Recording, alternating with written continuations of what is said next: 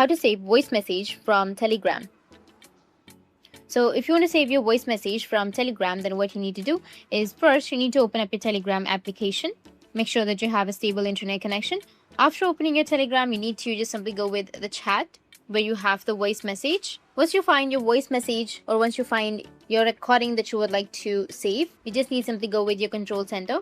Even if you're using your Android, you can just simply go with your control center and then you'll find an option of screen recording. Once you find the option of screen recording, you just need to simply tap on it and then start your screen recording. Once you've started your screen recording, you can go and start the voice message or just click on the voice message and it will be recorded on your screen recording. But make sure under your screen recording, you need to tap and hold on to that.